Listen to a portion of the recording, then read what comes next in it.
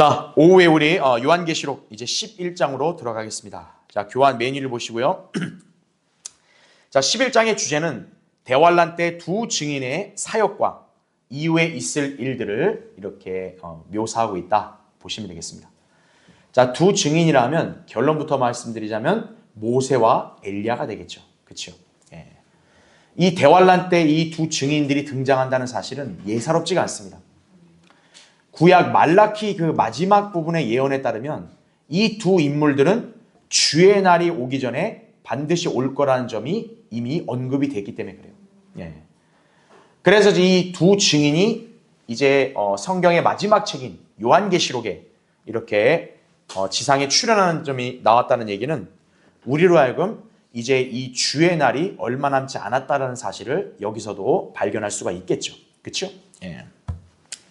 자, 그래서 이 두 증인의 사역과 또 이 두 증인이 대환란 때 어떤 일을 겪을지가 11장에 상세히 나와 있다 보시면 돼요. 그래서 주요 내용을 보시면 모세와 엘리야가 자 재림한단 말 썼죠?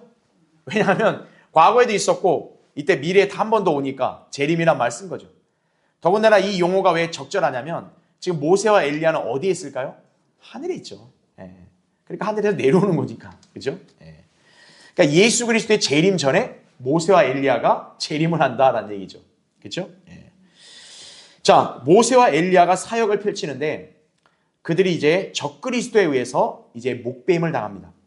그런데 그 순교를 당하고 나서 사흘 반 뒤에 생명형이 들어와서 그들이 살아나는 거예요.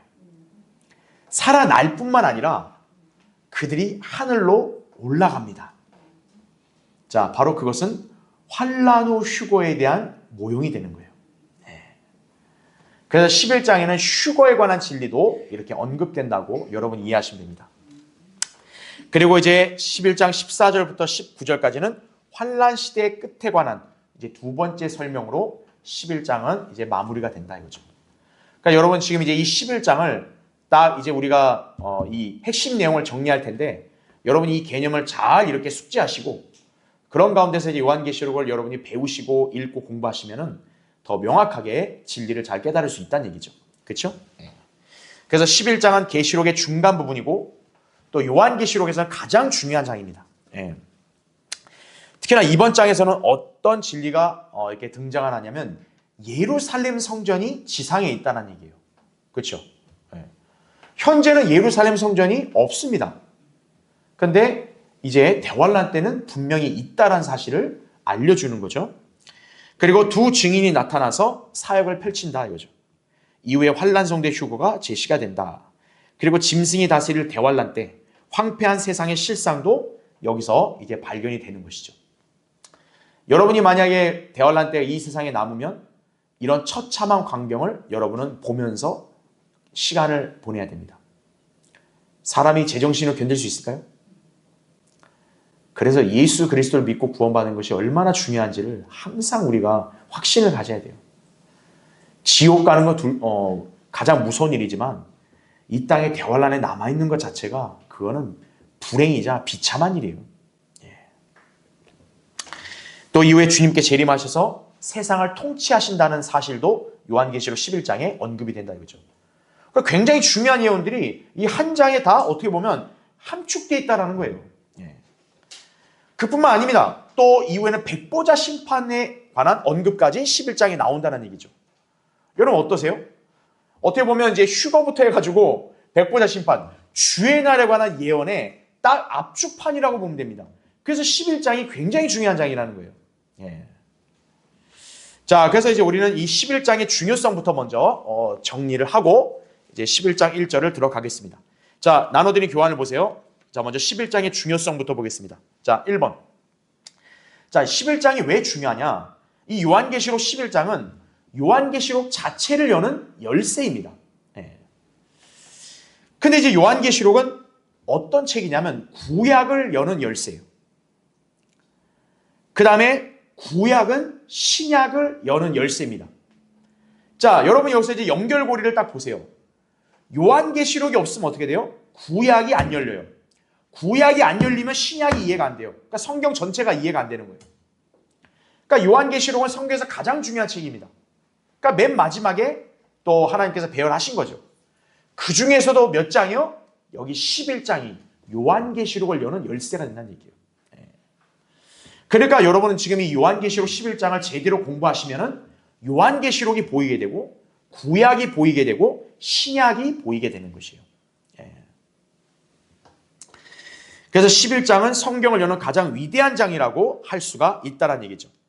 온갖 배교한 교계, 이단 종파들이 마태복음, 사도행전, 히브리서를 엉망으로 해석하는 이유가 바로 이 원칙에 무지하기 때문에 그런 거예요. 좀 뭔가 이상하다는 감이 와야 되거든요. 왜 바울 서신과 마태복음, 사도행전의 그런 성격이 이렇게 다르냐 이거예요. 이렇게.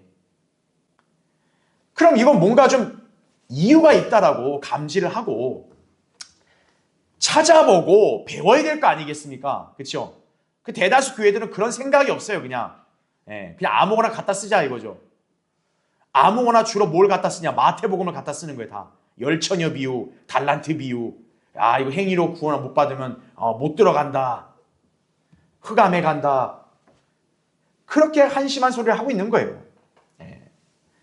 마태복음, 사도행전, 히브리서는 과도기적인 책이라는 걸 제가 설명드렸잖아요. 이 과도기적인 책을 우리가 구분할 수 있으려면 요한계시록 11장에 게시된 이 성경적인 진리의 원칙을 우리가 숙지를 해야 돼요. 그래야 이게 구분이 되는 거예요. 요한계시록을 모르면은 다니엘을 몰라요. 다니엘을 모르면 마태복음을 모르는 거예요. 마태복음을 모르면 사도행전을 모르는 거예요. 사도행전을 모르면 바울서신을 모르는 거예요. 그렇게 성경은 유기적으로 연결됐다는 사실을 아셔야 돼요. 제가 왜 우리 교회 요한계시록 강의를 몇 년 전에 했지만 왜 지금 다시 하느냐? 우리 이제 유튜브로 열심히 시청하고 공부하는 분들이 계신데 다니엘 강의는 올라가 있는데요. 요한계시록 강의가 안 올라가 있거든요. 그래서 제가 그 유튜브 시청하신 분들도 열심히 공부하는 취지에서 또 여러분도 한 번 들었다고 아는 게 아니기 때문에 제가 다시금 더 반복해서 더 자세하고 심도 있게 여러분에게 지금 요한계시록 강의하는 거죠. 요한계시록만 제대로 공부해 놓으면 다니엘부터 해서 신약의 책까지 다 열리게 되는 거예요.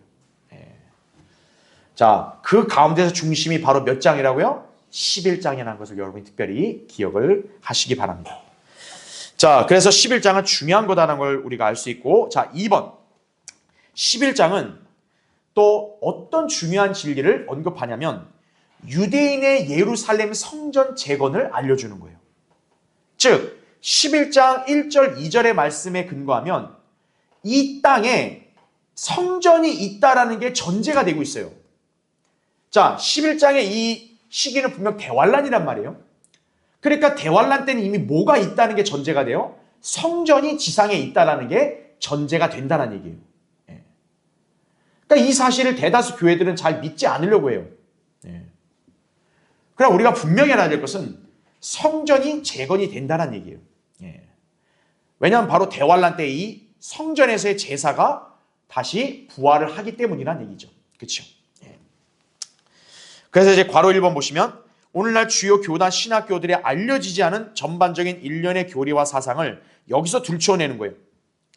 자, 성전이 예루살렘에 재건될 거라고 가르치는 교단 신학교들이나 교회들 이 세상에 한 군데도 없어요. 우리 성경대례민 교회하고 이 킹제임스 성경 신학교랑 이 펜사콜라 성경 신학원을 제외하고는요. 이 예루살렘의 성전이 이렇게 재건돼서 성전 제사가 이루어진다는 것을 제대로 가르치는 사람들이 없어요. 설사 있다 그러면 우리 그 클라렌스 라킨의 형제라든지 라크만의 책을 그대로 본 거예요.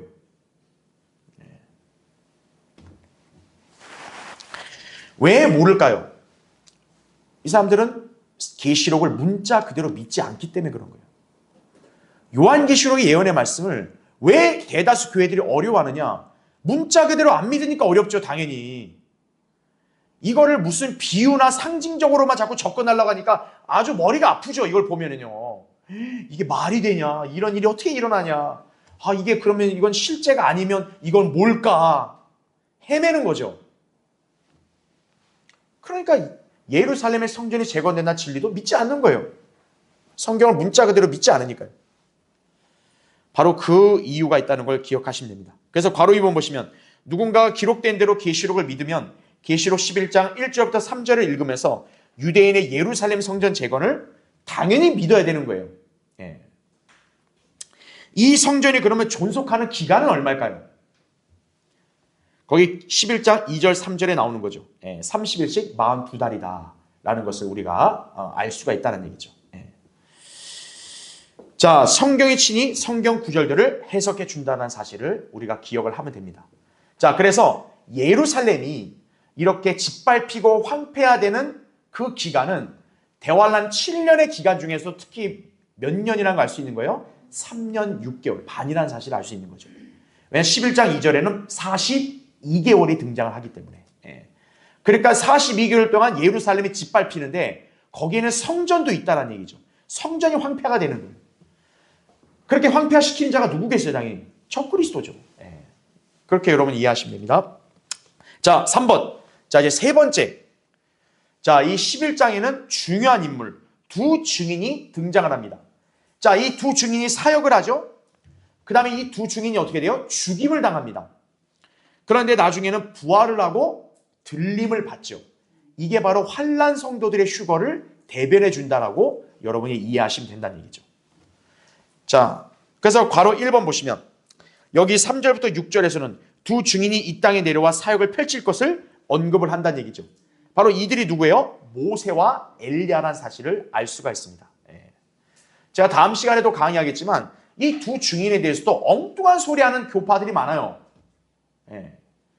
그런데 우리가 이 두 증인이 왜 모세와 엘리야라는 걸 단번에 알 수 있냐면 이 사람들이 그 옛날에 사역을 할 때 그들이 누구 앞에서 사역을 했는지를 보면은 여기 대환란 때 적그리스도를 대항해 사역하는 두 증인이 모세와 엘리야라는 걸 바로 알 수 있는 거예요. 자, 모세 때는 모세가 누구 앞에서 이렇게 하나님 말씀을 선포하고 또 재앙을 예고했습니까? 파라오라고요. 파라오는 적그리스도의 표죠. 두 번째, 엘리야 때는 엘리야는 누구 앞에서 사역을 했습니까? 아합입니다. 아합도 역시 적그리스도의 예표가 되는 거죠. 그렇죠? 특히나 아합이 아내인 이세벨은 이 이스라엘에게 바알 숭배 종교를 가져왔단 말이죠. 그렇죠? 바알 숭배의 종교는 오늘날 바로 카톨릭 종교의 기원이라 볼 수 있는 거죠. 그렇죠? 그래서 우리는 이러한 여러 가지 정황 증거만 봐도 모세와 엘리야라는 걸 다 알 수 있고 결정적으로는 이들이 어떤 이적을 행하는지를 보면 다 아는 거예요. 그건 이제 다음 시간에 공부할 겁니다. 자, 근데 적그리스도의 박해로 인해 죽임을 당해요. 하지만 사흘 반 뒤에 부활을 하고 들림받는 일이 일어난다는 얘기죠. 자, 이때 그들과 같이 죽임당한 어떤 사람들도 들림을 받습니다. 모세와 엘리야만 들림을 받는 게 아니에요. 그 환난 시대에 분명 목배임을 당한 사람들이 있다는 걸 우리 이미 배웠어요. 그렇죠? 자, 그 사람들 역시 어떻게 해야 되겠어요? 부활을 해야겠죠.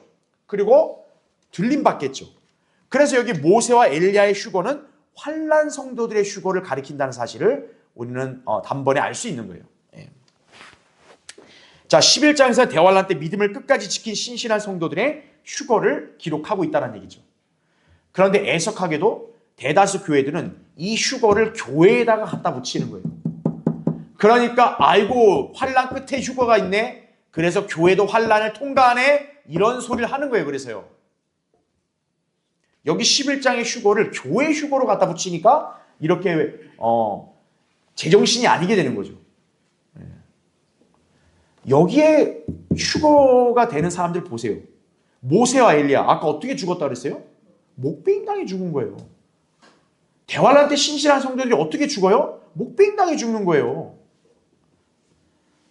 그 목배임당한 모세와 엘리야가 부활해서 휴거됐잖아요. 바로 환난 성도들, 죽임당한 성도들이 부활해서 휴거될 거란 사실을 보여주는 거예요. 그러니까 이거는 교회 휴거가 아니다. 이 점을 우리가 정확하게 다시 한번 인지해야 합니다. 자, 네 번째, 4번. 자, 이제 또 중요한 진리. 짐승이 등장합니다. 짐승. 자, 짐승이라 불리는 한 사람이 최초로 등장을 하는데, 자, 제가 밑줄을 쳐놨죠. 이 자는 누구예요? 끝없이 깊은 구렁에서 올라오는 짐승이라고 11장 7절에 묘사가 되어 있습니다.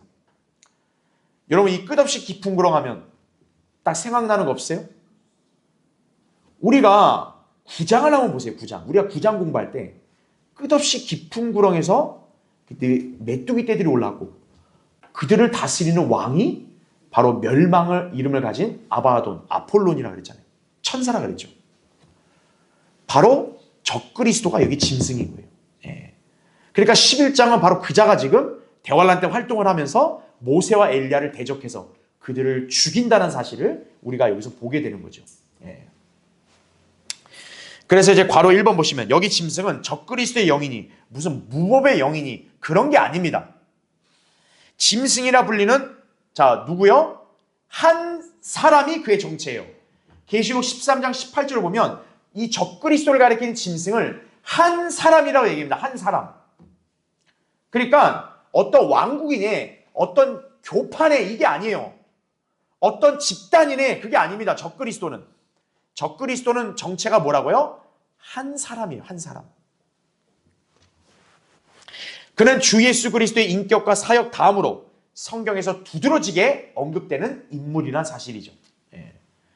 여러분 왜 하나님의 이 거룩한 말씀인 성경에 왜 이 사탄과 적그리스도의 언급이 많겠어요?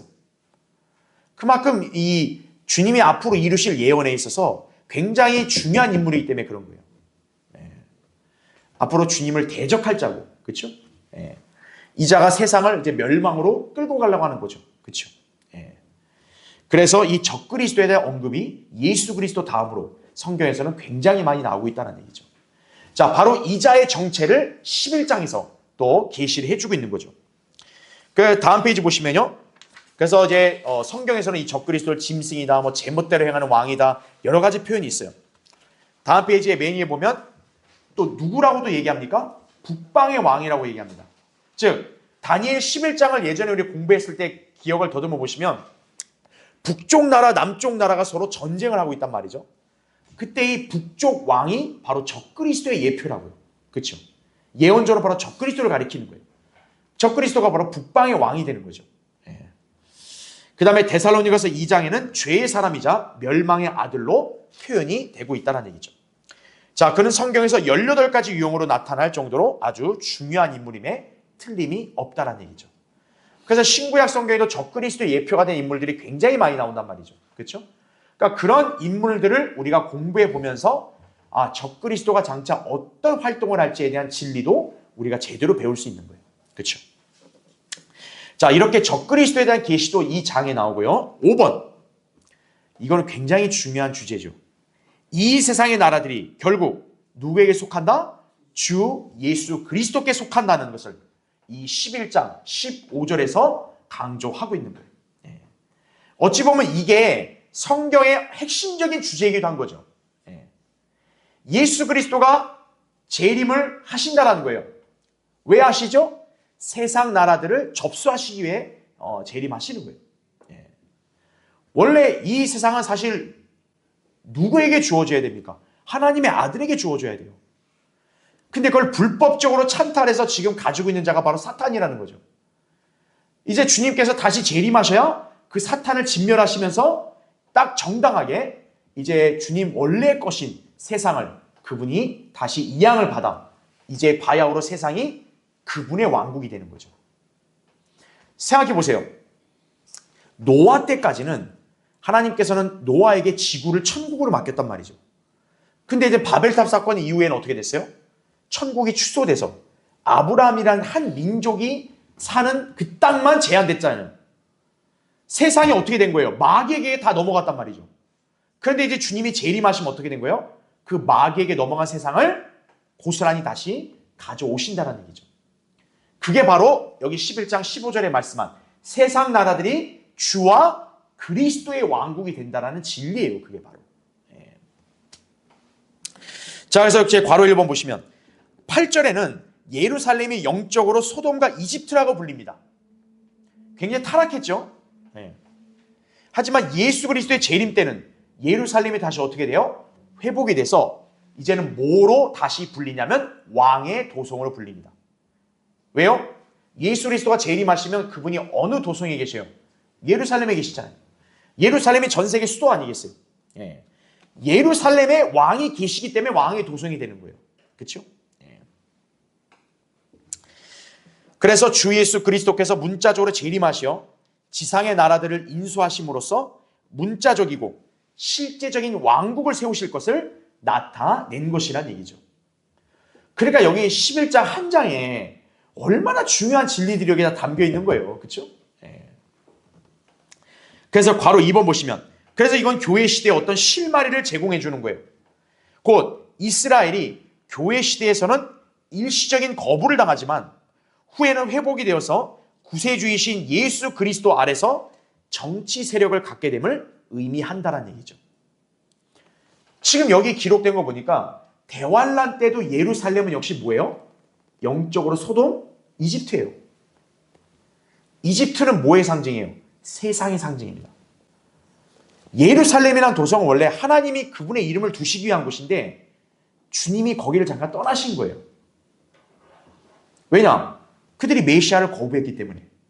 그래서 마태복음 23장에도 보면은 예루살렘에 있는 성전을 주님이 내 집이라고 더 이상 얘기 안 하시고 너네 집이라고 얘기합니다. 너네 집.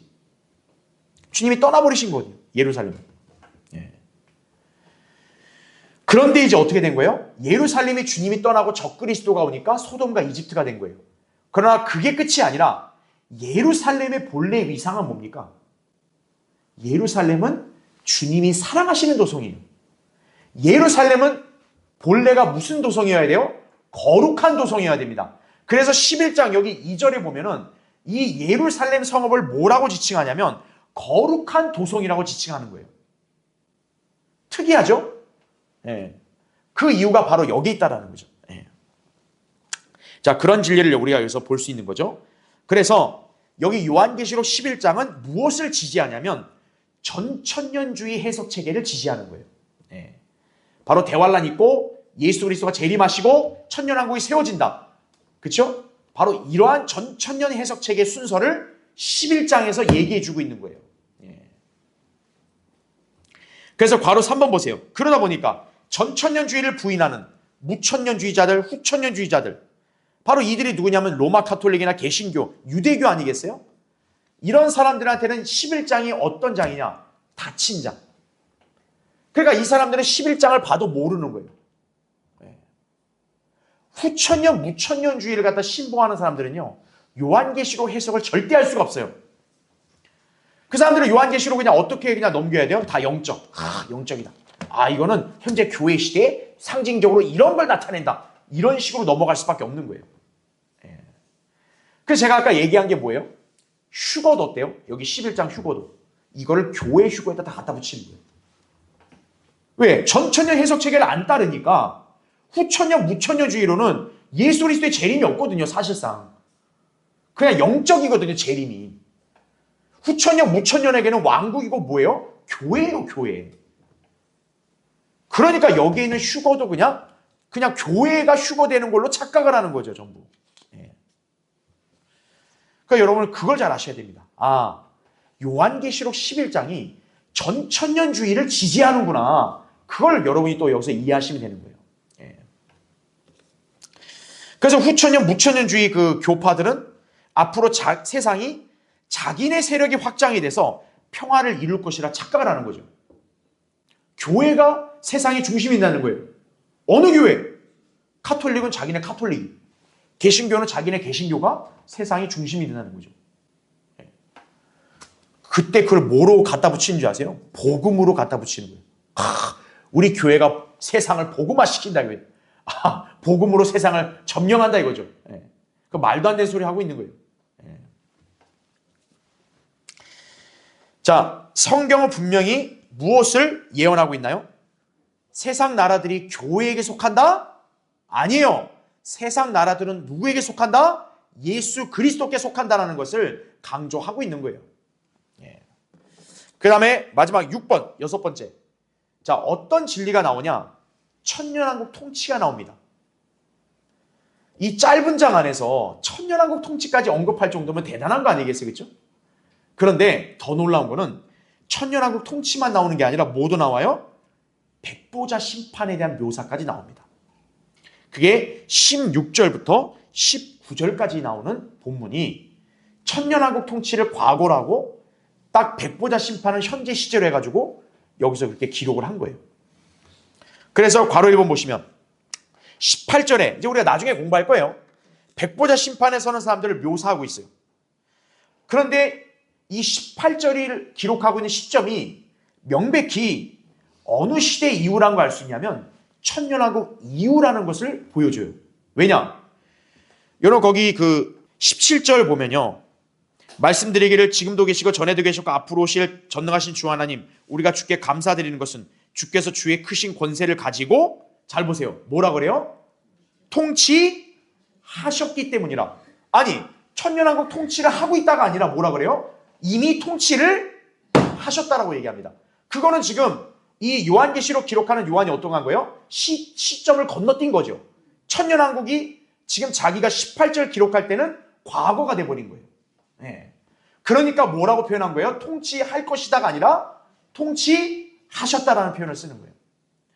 그럼 18절이 기록된 현재 시점은 바로 뭘 가리키냐? 백보자 심판이죠. 왜냐하면 18절에 보니까 그들이 뭐라고 하냐면 심판받으며 현재로 나와요. 그러니까 우리는 이 17, 18절을 비교해 보니까 우리가 또 경륜적인 순서를 알겠죠. 천년왕국 다음에 뭐가 있는 거예요? 백보자 심판이 있다는 걸 알 수 있는 거죠. 네. 그러니까 이 11장 한 장을 갖고도 우리 경륜적 순서가 잡혀요. 보세요. 대환란이 있죠? 예수 그리스도 지상재림 있죠? 그 다음에 천년왕국 있죠? 그 다음 뭐가 있다? 백보자 심판이 있죠. 이 11장 한 장에서는 그런 경륜적인 순서까지도 다 우리가 여기서 발견할 수가 있는 거예요. 예. 그래서 이제 바로 이번에 24장로가 천년왕국 끝에서 본 관점으로 그리스도께서 통치하셨다라는 식으로 말하고 있는 거죠. 자, 그렇게 보면 18절에 그 앞에 뭐라고 나오냐면 민족들이 어떻게 했대요? 분노하나 나옵니다. 그럼 이것도 벌써 감을 잡으셔야죠. 자, 천년왕국 통치가 과거였어요. 근데 그 다음 뭐라 그래요? 민족들이 분노한다고 나오죠. 그러면 이거는 어느 사건을 가리킬까요? 천년왕국 끝에 있을 민족들의 반란을 가리키는 거죠. 아마겟돈이 아니에요, 이거는. 예. 왜냐? 천년왕국 통치가 과거가 돼버렸기 때문에 천년왕국 통치 이후에 민족들이 분노한다. 그게 바로 천년왕국 끝에 있을 민족들의 반란이 되는 거죠. 그리고 거기 나온 대로 죽은 자들의 때가 임하였다. 심판받는다. 백보자 심판이 되는 거죠. 자, 그럼 여러분 이제 정리가 되시죠? 뭐예요? 천년왕국, 민족들의 반란, 백보자 심판. 경륜적 순서로 정확하게 언급이 되고 있죠. 예. 자, 그래서 이제 시대를 뛰어넘어 백보자 심판이 현재 시점이 된 것이다. 그게 괄호 3번에 나온 거예요. 그래서 이 백보자 심판에는 구원받지 않은 자들만 불모생하는 게 아니고 여기에는 또 누가 서냐? 주의 종들인 선지자들, 성도들, 주의 이름을 두려워하는 크고 작은 자들이 여기서 상을 받는다고 나옵니다. 이건 바로 행위로 구원받은 성도들 가리키겠죠. 환난 성도나 천년왕국 성도들. 그렇죠? 예. 자, 우리는 이렇게 함으로써 자, 대환란 때부터 그렇죠? 환난 성도 휴고, 재림, 그다음에 천년왕국, 민족들의 반란, 백보자 심판까지 정말 앞으로 있을 예언의 모든 중요한 사건들을 다 여기서 다루고 있죠. 요한계시록 11장이. 그래서 제가 얘기했죠. 요한계시록 11장이 무슨 장이라고요? 성경을 여는 열쇠가 되는 거예요. 그래서요. 예. 여러분 이 진리를 잘 반복해서 공부하시고 잘 이렇게 마음에 새기셔야 됩니다. 자, 그래서 이제 우리는 이 11장에 대한 부분을 이제 들어갈 텐데, 자, 오늘은 이제 우리가 중요성에 관한 내용들을 자세히 봤기 때문에 오늘은 이제 앞부분 11장 이제 1절부터 2절까지의 말씀만 공부해 보겠습니다. 자, 이제 11장 거기 1절부터 2절 보십시오. 또 내게 지팡이 같은 갈대를 주며 그 천사가 서서 말하기를 일어나서 하나님의 성전과 제단과 그 안에서 경배하는 자들을 측량하라. 그러나 성전 밖에 있는 뜰은 남겨두고 측량하지 말라. 이는 그것을 잘 보세요. 왜 성전 뜰을 측량하지 말라 했더니 누구에게 주신다고 나와요? 이방인들에게. 여러분 성전은 누구를 위한 겁니까? 유대인들이거든요. 근데 지금 여기서는 성전이 지금 누구에게 주어져요? 이방인에게 주어진다는 거죠. 그게 기간이 얼마요? 그들이 42달 동안 어떻게 한대요? 거룩한 도성을 짓밟는다. 그러니까 성전을 넘어서 예루살렘이란 도성을 어떻게 하는 거예요? 이 이방인들이 42개월 동안 완전히 그냥 황폐화시켜버리는 거예요. 예. 자, 그 점을 여기서 말씀하고 있다. 이렇게 이해하시면 됩니다. 자, 그럼 이제 우리 교환을 보시죠. 자, 맨 밑에 1번. 자, 1절에 그 천사가 서서 말하기를 이렇게 나옵니다. 그렇죠? 여러분 여기 11장 1절에 천사가 누굴까요? 여러분은 이어서 생각을 해야 돼요.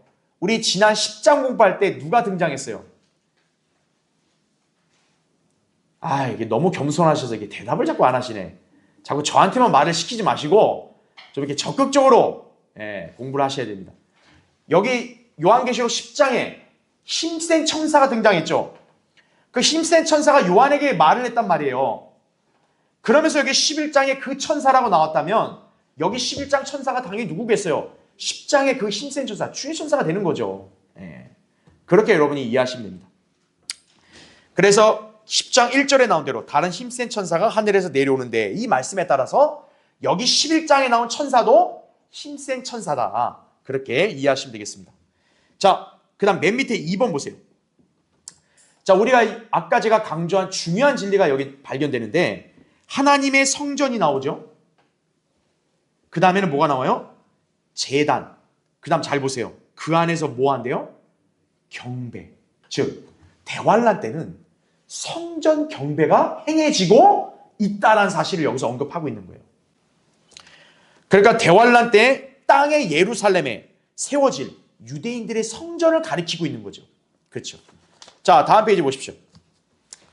그래서 이제 괄호 1번에 사도 요한에게 주어지는 자, 1절에는 뭐가 나오냐면 지팡이 같은 갈대라고 나와요. 그렇죠? 갈대는 뭔가를 측정하기 위한 도구입니다.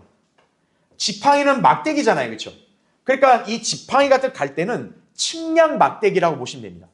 우리가 어떤 길이 크기를 갖다가 딱 눈금 있는 막대로 측량하듯이 이것도 일종의 측량 막대기예요. 자, 그것으로 지금 뭐를 측량하려고 해요? 하나님의 성전, 제단을 측량하려고 합니다. 그러면 여기 성전이 하늘에 있는 것일까요? 아니죠. 땅에 있는 성전이니까 측량을 하는 거죠. 그렇죠. 요한계시록 8장에도 성전이 나오고 11장 19절에 성전이 나오는데 그거는 하늘의 성전이 맞아요. 그러나 여기 지금 11장 1절과 2절에서 말하는 성전은 땅에 있는 예루살렘 성전을 가리킨다. 여러분 이걸 잘 구분하시면 된다는 얘기죠. 그렇죠? 괄호 2번. 그러면 이유가 뭘까요? 왜 우리가 이게 지상의 예루살렘 성전이라고 말할 수 있냐면 그 성전을 위시해서 도성 전체가 누구에게 짓밟힐 거라고 말씀했기 때문에 이방인들이 짓밟힐 것이라고. 여러분 만약 이게 하늘의 성전이면 이방인들이 거기에 있을 수 있어요? 없어요? 없죠. 애당초. 그리고 이방인들이 어떻게 그 하늘에 있는 성읍을 짓밟습니까? 말이 안 되죠. 그러니까 그것만 봐도 이거는 지금 지상에 있는 예루살렘 도성과 성전을 가리킨다. 그렇게 볼 수 있겠죠. 그렇죠? 그래서 이방인들에게 어떻게 돼요? 문자 그대로 짓밟히게 된다. 근데 요한계시록 갖고 장난치는 사람들은 이런 걸 다 자기 식대로 해석을 하는 거예요. 그래서 제가 여러분에게 당부드리는 것은요. 그냥 유튜브 상에서 누가 아무나 요한계시록 강의한다 해서 그런 거 보면은 여러분 그냥 혼란에 빠지는 거예요. 바른 성경에 입각한 바른 신학과 성경적 교리로 해석하고 가르치는 그런 요한계시록 강의를 들으셔야지 그냥 아무나 뭐 유명한 사람 뭐 떠들었다 그거 보는 순간 여러분도 안드로메다로 가는 거예요. 그게 이상한 나라의 안드로메다로 가는 거예요. 그 신천지 그 집단들이 다 요한계시록 갖고 장난친 거거든요. 전부 다. 신천지가 뭐 증거 장막이니 이거 다 요한계시록 갖고 온 거예요. 자기도가 아무 상관이 없는 걸 갖다가. 근데 영적으로 무식하면 뭐예요? 누가 요한계시록 얘기하면은 자기가 모르니까 아이고 그런가 보다 그냥 다 듣는 거예요. 그냥. 그러니까 뭐 여러분은 당연히 잘 그러겠지만 우리 유튜브 보시는 시청자분들도 그 쓸데없는 그 다른 어떤 이상한 사람이 이렇게 짓거리는 요한계시록 강의는 딱 쳐다도 보지 마시고 성경 대림의 교회에서 강의하는 이 요한계시록 강의만 제대로 듣고 배우란 얘기죠. 그렇죠? 자, 괄호 3번 보시죠. 흔히 학자들은 본문의 사건을 AD 70년 예루살렘 파괴에 한정시키려는 오류를 범합니다. 자, 이거 제가 아까 얘기한 거와 맥을 같이 해요. 뭐냐면 후천년주의 무천년주의자들은 이 예수님께서도 일찍 예고했던 예루살렘이 황폐화되는 거 있잖아요. 이 AD 70년에 로마가 황폐화됐잖아요. 이거를 요한계시록의 황폐화랑 갖다 붙이는 거예요. 그러면 어떤 오류가 생겨요? 요한계시록 예언이 과거에 성취된 걸로 다 그렇게 돼버리는 거예요. 이걸 미래의 예언으로 안 보고. 그래서 이 후천년주의, 무천년주의 신학자들이나 목사들이 지금 우리가 읽었던 이 본문 있죠. 이걸 대환란 때 예언으로 해석을 안 해요. 이게 옛날에 AD 70년 로마가 침공했을 때 다 성취됐다 이렇게 얘기하고 있는 거예요. 그러니까 그것도 웃긴 소리죠. 여기에 기간이 정해졌잖아요. 집 밟는 기간이. 얼마요? 42개월. AD 70년에서 지금까지가 42개월이에요? 1800, 1900년 이상이 다 지났는데. 그렇죠? 그러니까 이거는 AD 70년 때 사건이 아니라는 사실이에요. 그리고 그때 AD 70년 때는 예루살렘이 42달 동안 밟히지도 않았어요. 그냥 완전히 초토화됐죠. 단기간에. 그리고 더 중요한 거. AD 70년 그 예루살렘 성전은 헤롯 성전이었습니다. 헤롯 성전. 역사적으로 보면 헤롯 성전은 뜰이 몇 개 있었냐면 4개가 있었어요. 그런데 지금 여기 요한계시록에 묘사된 성전의 뜰은 몇 개예요? 1개입니다. 1개. 거기 11장 2절 보면 성전 밖에 있는 뭐라 그래요? 뜰. 뜰이 몇 개예요? 1개예요. 이 환란 때 성전은 AD 70년 헤롯 성전은 뜰이 몇 개 있다? 4개 있었다고. 그러니까 뜰도 다르기 때문에 이거는 그때 헤롯 성전이 아니라는 거예요. 우리가 그걸 정확하게 구분을 지어야 한다는 얘기죠. 그래서 여기 성전은 대환란 때 세워질 성전이다 라고 보시면 되겠죠. 자, 괄호 4번 보시죠. 그래서 밑으신 거 보면 현재 예루살렘에는 문자적인 성전이 있습니까? 없습니까? 없어요. 하지만 대환란 때는 실제적인 성전, 또 실제적인 제단이 있을 것이라는 얘기죠. 그게 왜 있겠습니까? 당연히 거기서 뭐를 지내게 하려고? 제사 지내게 하려고. 성전 제사, 경배가 부활을 하는 거죠. 왜입니까? 그게 유대인들의 염원이거든요. 지금 유대인들에게는 가장 수치스러운 게 뭐냐면 그 예루살렘의 성전에서 자기들이 하나님께 제사를 못 드리는 것을 되게 수치로 여기고 있어요. 그러니까 유대인들의 열망은 뭐냐? 예루살렘의 성전이 재건돼야 돼요. 그리고 자기들이 거기서 성전 제사를 지내야 된다라는 그런 압박, 강박관념이 있는 거예요. 예. 그러니까 어떻게든 유대인들을 그걸 관철시키려고 하겠죠. 근데 그게 쉽게 허용이 되겠어요? 안 되죠. 모슬렘들이 가만 안 있죠, 지금. 근데 딱 이 모슬렘과 유대인 사이를 교묘하게 딱 이렇게 타협을 유도해서 이렇게 협약을 이끌어낼 자가 있을 거란 얘기죠. 그게 바로 적그리스도죠. 그렇죠? 그러니까 대환란 때는 성전, 이 문자적인 성전의 제사가 행해질 거란 점을 여기서는 전제로 하고 있는 거예요. 네. 자, 이 점을 예수님께서는 선지자 다니엘의 예언으로 어떻게 했어요? 확증을 하셨습니다. 즉, 대환란 때는 예루살렘에 성전이 있다는 것을 예수님이 직접 증거하셨어요.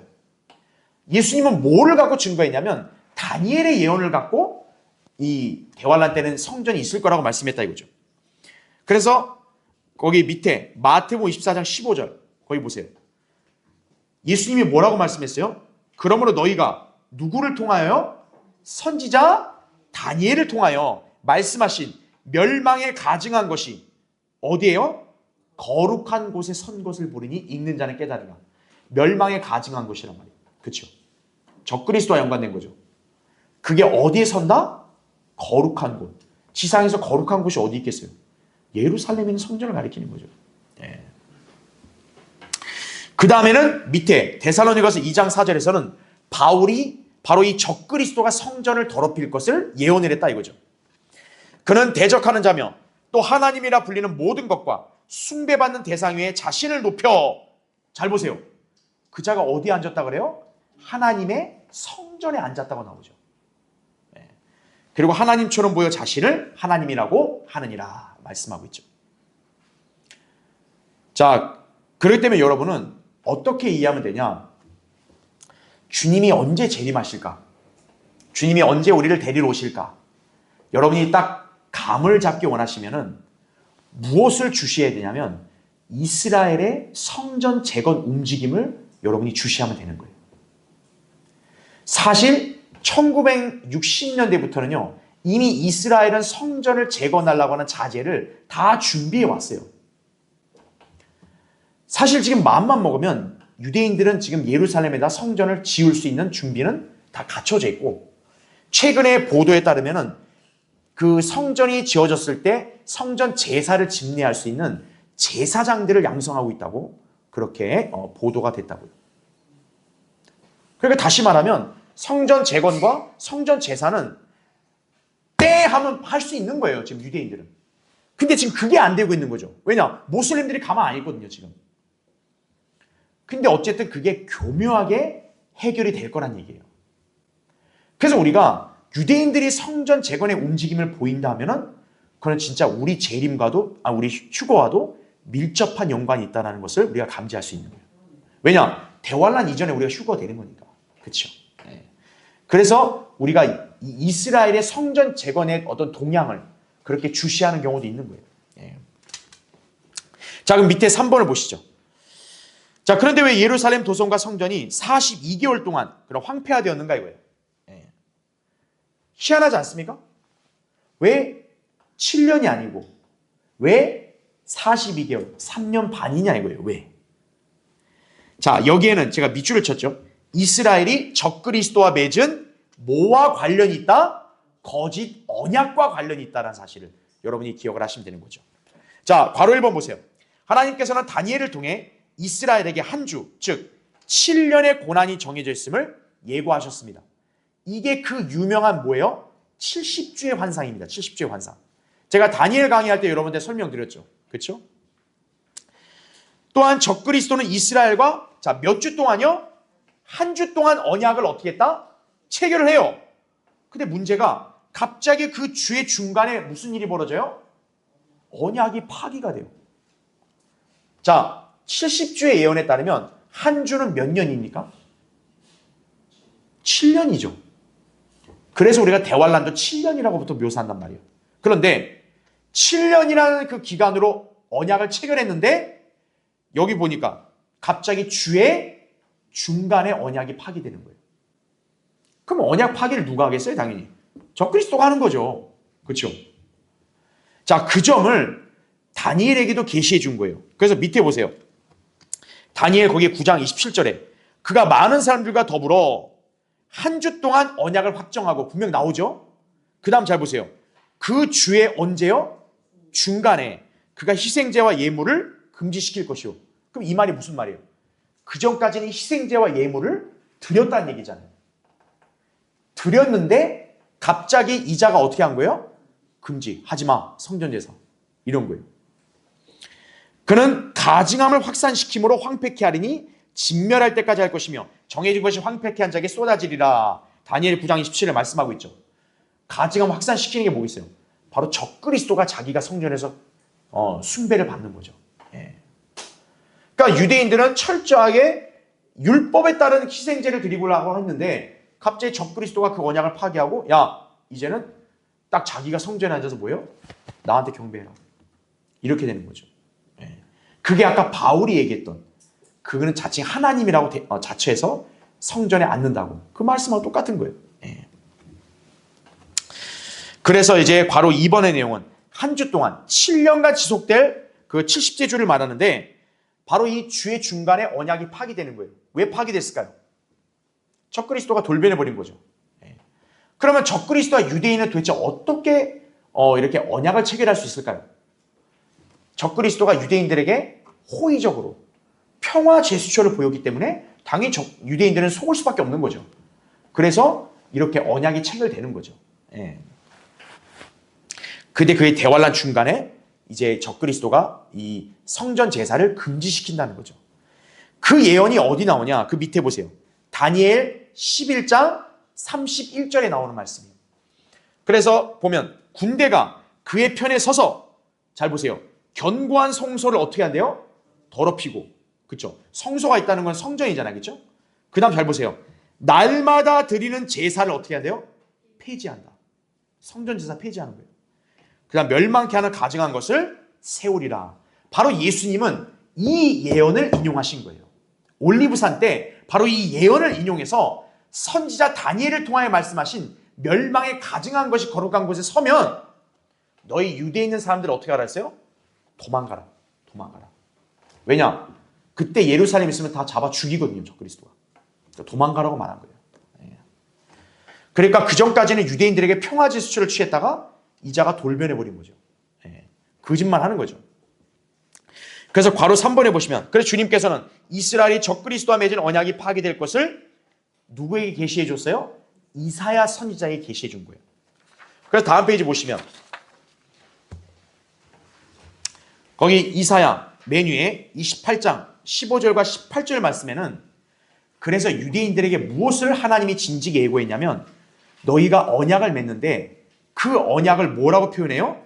사망과 더불어 맺은 언약, 또 지옥과 더불어 합의한 언약이다. 하나님께서 일지격을 예고한 거예요. 이사야를 통해서. 즉 유대인들은 자기들이 착각한 거죠. 아, 이 사람이 우리를 잘해주네. 야, 이게 바로 평화구나. 그래, 우리 언약 체결하자. 그런데 알고 보니까 어떻다는 거예요? 그게 지나니까 야, 이거는 우리를 사망에 이르게 하는 거예요. 우리를 아주 지옥으로 보내는 그런 거짓 언약이었구나라는 걸 알게 되는 거죠. 그래서 거기 제가 밑줄 친 것도 보면 사망과 더불어 맺은 너희의 언약이 어떻게 됐다? 무효화됐다. 그러니까 다니엘의 예언된 대로 깨진 거죠. 그게 바로 언제 깨져요? 한 주의 중간, 즉 3년 반 때 깨지는 거예요. 이게. 자, 그렇게 여러분 이해하시면 됩니다. 그래서 괄호 4번 적그리스도가 유대인과의 언약을 파기하고 희생제와 예물을 금지한다는 것은 대환란 기간에 유대인들이 성전 제사를 드리게 된다는 사실을 보여준다는 얘기죠. 성전 제사를 하니까 금지하는 게 나오는 거예요. 그래서 그렇죠. 자, 그때 성전 제사를 드린다는 것은 그 전에 성전이 재건됐을 것이라는 사실을 보여주는 거죠. 아하. 그러니까 교회 시대 끝이 됐든 대환란 초반이 됐든 분명히 성전 재건이 있을 거예요. 자, 그러면 이제 성전이 재건되는데 근데 문제는 뭡니까? 그게 또다시 파괴가 될 거라는 거죠. 그게 다니엘 9장 26절에 나온 말씀이에요. 장차로 그 통치자의 백성이 어떻게 한대요? 도성과 성소를 파괴한다. 적그리스도가 성소까지 파괴한다. 이렇게 하나님께서 예고하신 거죠. 그러니까 이 환란 때 지어진 성전은 그렇게 어떻게 보면 오래가지는 않는다는 걸 알 수 있는 거죠. 예. 그러니까 적그리스도가 속임수로 짓게 한 건데 사실 거기서 어때요? 그자가 그걸 더럽히고 완전히 파괴시킨다는 사실을 성경에서 일찍이 예언을 한 거죠. 자, 여러분 그렇게 이해하시면 돼요. 자, 마지막 4번. 자, 예루살렘을 뭐라고 표현하고 있어요? 그 거룩한 도성. 참 예루살렘이라는 것만큼 참 특이하고 그렇죠? 어찌 보면 참 안타깝고 또 어찌 보면 참 놀라운 도성이라는 게 없어요. 예루살렘은. 자, 예루살렘을 거룩한 도성으로 11장 2절에는 부르는데 11장 8절에는 뭐라고 얘기해요? 예루살렘을 소돔, 이집트라 얘기합니다. 아니, 똑같은 도성 아니에요? 근데 명칭이 다를까요? 여기 11장 2절도 지금 대환란 때 아니겠어요? 근데 왜 2절에서는 거룩한 도성이고 왜 8절에서는 소돔과 이집트냐 이거예요. 그건 한 가지입니다. 지금은 예루살렘이 영적으로 황폐화되어 있지만 예루살렘은 영원히 사라지는 게 아니라는 거예요. 이후에 예루살렘은 본래 위상으로 회복될 것을 성령님은 미리 여기서 암시를 해주는 거예요. 그러니까 비록 소돔과 이집트로는 돼도 원래 그 도성은 뭐예요? 거룩한 도성이라는 거예요. 예루살렘은. 그래서 괄호 1번에 예수님을 거부한 그 도성은 대환란 때 음행과 세상의 자리로 여겨질 거란 얘기죠. 자, 밑주신 거 보세요. 그럼에도 불구하고 약속이 지속되는 한 이 약속이 뭐겠어요? 환란 끝에 이스라엘 회복되는 약속이겠죠. 그 약속이 취소되지 않는 이상은 예루살렘 역시도 어때요? 회복이 되는 거죠.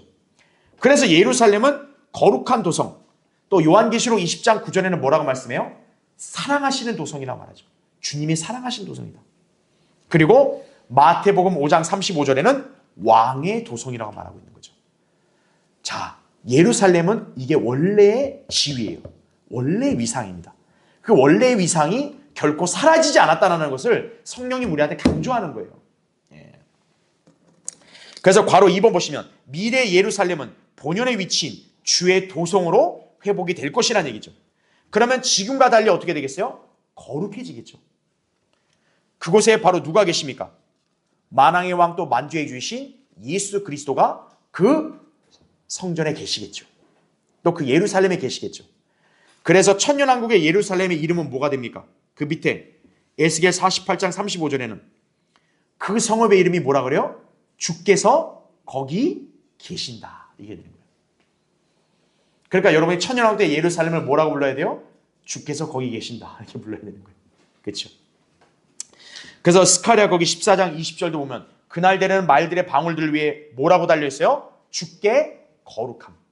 주님 자체가 거룩하니까 주님이 계신 그곳도 거룩해지는 거예요. 그래서 예루살렘이 거룩한 도성이라는 그 명칭이 안 없어지는 거예요. 그래서.